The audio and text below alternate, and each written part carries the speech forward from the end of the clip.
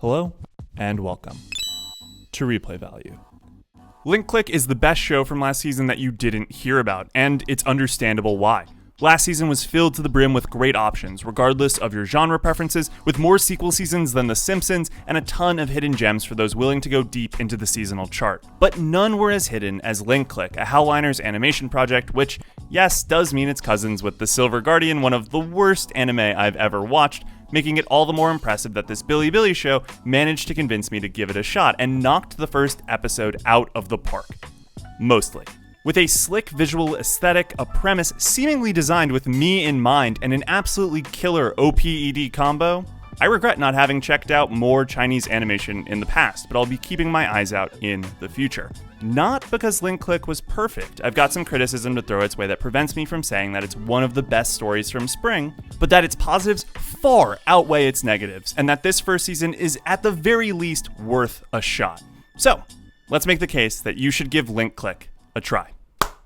The simple TLDW for Link Click is Quantum Leap with a twist of id invaded. What that translates to on screen is a pair of recent university graduates who use their pair abilities to travel to the past, specifically the moment when photographs and videos were taken in an attempt to find clues or complete missions for clients, often by inhabiting the body of the photographer. One of our duo is the guide, forgive me in advance for all of my bad Chinese pronunciation, Shiguang, able to see the circumstances and timeline by looking at the photos, and the other is the traveler, Cheng Xiaoxi, as the one who goes back and inhabits the photographer's body. The one big difference from Quantum Leap is that changing the past is a big no-go, and they only get one 12-hour period per photo. Shocking no one, I think that's a phenomenal premise, and the first episode is a pretty great encapsulation of why it's effective. The first mission involves corporate espionage, where the client wants to know a company's financials. So our duo finds a photo posted by the CFO's assistant from the night before and uses that as their jump-in to find the data. With the aforementioned rule about not changing the past, they can't do anything that the assistant, Emma, didn't do in the time frame, which means that a lot of the time is just spent going through the motions of her shitty job, including getting sexually harassed by her boss and overworked on top of it. And that is one of the main draws of the concept. Here is a story that will be as much about the characters whose bodies are being possessed as it is about our mains. This is best shown when Emma's relationship with her parents, who are in near constant contact, is contrasted against Cheng Xiaoxi's lack of parental contact, and in how each handle the statements against Emma's parents. The premise opens the door to some really interesting character writing, and the first episode in particular highlights this with those contrasts. Another cool aspect that spills naturally out of the possession is that by having to live as these characters, Cheng Xiaoxi will be forced to empathize with these people in a way that Shiguang, as the removed observer, does not. That is space for conflict, because Shiguang wants to ensure no changes to the past, believing that the ramifications to the timeline will be endlessly damaging, even if that puts Cheng Xiaoxi in impossible situations, like having to watch the people who he's come to know while venturing into the past die.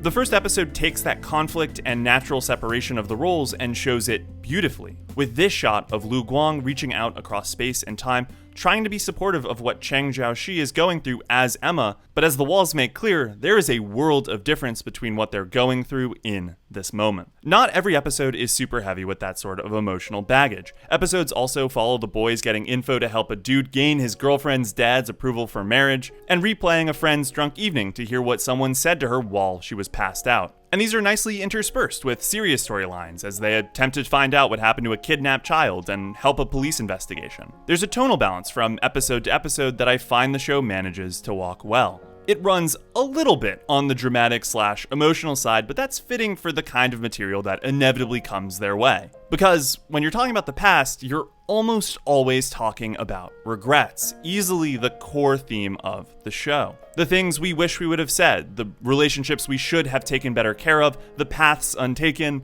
and while the past is, for the most part, unchangeable, and when it is changeable, that isn't always for the best.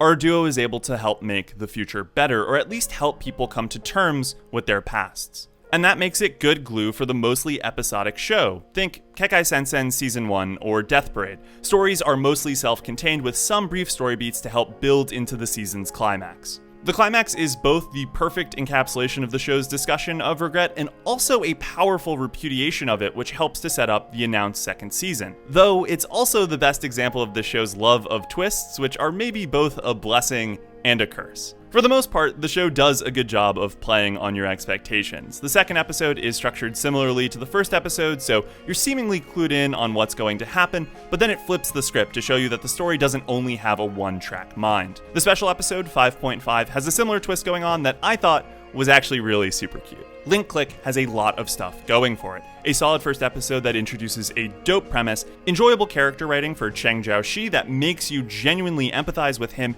and the characters he's inhabiting, plenty of nice directional touches to make beautiful moments that enforce the story's themes, and good macro-level writing. I say macro because the moment-to-moment writing, unfortunately, can be pretty hit or miss. When I say macro level, I'm talking about the big picture ideas, premise, the concepts for episodes, character roles, the themes, and individual conflicts. If I ignored the moment-to-moment writing, I think I could make the case that this is the best anime of last season, presenting it as some hybrid of The Good Stuff in Erased and Violet Evergarden. I really truly like the concept of the show that much. But it's not. The micro-level writing, the dialogue, the exposition, the pacing is competent most of the time, as in nothing special, truly average. But there are some really subpar moments that take it down several pegs for me, and I think unfortunately will sour people on this project, period. To be clear, some of this could come down to bad translation. Characters in episode 1 say things that are explicitly contradicted later in the show, which I assume is a translation error. And some moments are definitely poorly translated. Episode 2 is straight up nonsensical if you take the subs literally. I forgave during my watch a lot of what I perceived to be errors, because the same translation that doesn't have the right tenses is also likely responsible for my issues with the way dialogue and exposition are written. But even giving that slack, the show still has those moments of, let me explain my whole relationship to you, person who knows perfectly well our relationship and our history, which is textbook poorly handled exposition. Characters and situations can get so over the top in terms of drama that they're almost caricatures of real life. Everything for this one guy is literally as bad as humanly possible. The company in the first episode's name translates to immoral or wicked, which is painfully on the nose. And if your pet peeve is characters withholding information from each other with no real reason to, purely for the sake of twists, or a show that feels like it has to put twists in constantly and will even do fake twists just for suspense, you're not gonna love this one.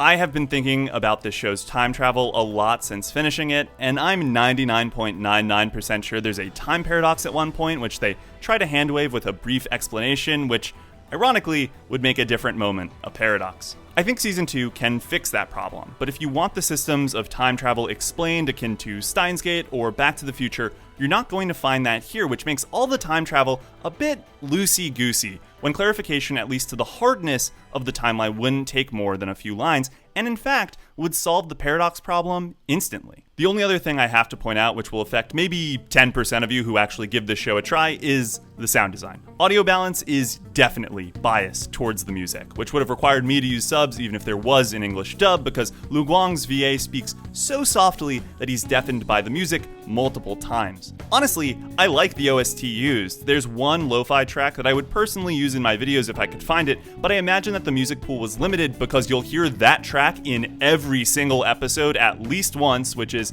a bit excessive in my opinion. The insert tracks are consistently beautiful and perfectly used, and the OP and ED are straight up flames. The OP uses the process of film photography in dope ways. The conflict I was talking about earlier between Cheng Jiaoxi, who enters the photos, and Lu Guang, who stays outside, is encapsulated beautifully in this shot, with his being covered in film. And the animated tutting is slick. There's really no other word for it. I particularly like that the ED fades in over the last few seconds of the episode to heighten the ending twist, which is a great way to play up the stakes, but it kind of bites when that twist is a fake out, and then awkwardly, it's also used in episode 2, which ends on a comedic beat and results in a wacky tonal contrast, so your results may vary. Link Click Season 1 was not a perfect series for me, but just knowing the type of people who watch my videos and like the same sort of material I do, I'm convinced that this show will be right up their alley. The time travel mechanic is cool, tension is pretty well balanced, the twists are for the most part interesting, and I think it sets up and executes its themes well, if a touch ham-fisted. I'd love if the show was a bit more subtle with its writing in Season 2, letting the visual direction that is quite good at moments carry more weight, and definitely need more subtlety in the soundtrack. That second season has a lot of potential to improve on its weaknesses, and hopefully a better subtrack comes out both for it and this previous outing. Looking at you, Funimation, this is on your website. There's no way you're okay with this. In a season that had a ton of great shows, genuinely phenomenal tours de force, don't let link clicks slip you by without at least trying the first episode. Because by the end of it, you might have realized that something has changed in the back of your mind. Thanks for watching. And until next time, take it easy.